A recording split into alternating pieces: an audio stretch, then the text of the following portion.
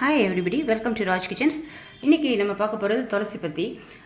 நார்மலாக இன்றைக்கி சனிக்கிழமை வேறு, சரி ஓகே அப்படின்னு சொல்லிட்டு பெருமாளுக்கு உகந்தது துளசின்னு சொல்லுவாங்க.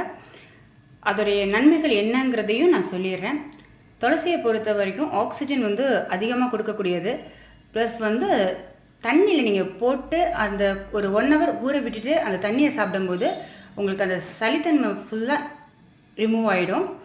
நெக்ஸ்ட்டு பார்த்தீங்கன்னா, நார்மலாகவே நீங்கள் வெறும் வாயிலேயே 2 துளசியை டெய்லி சாப்பிட்டுக்கிட்டே வரும்போதும் உங்களுக்கு அந்த சளி இருமலுக்குரிய தன்மை மேக்ஸிமம் குறைவாக இருக்கும்.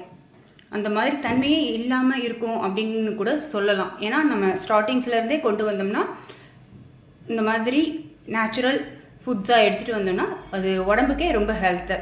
இது அம்மா வீட்டில் இருந்தது. சரி ஓகே, ஒரு சின்ன ஷார்ட்ஸாக எடுத்து உங்களோட ஷேர் பண்ணலான்னு எடுத்திருக்கேன். Okay, thank you.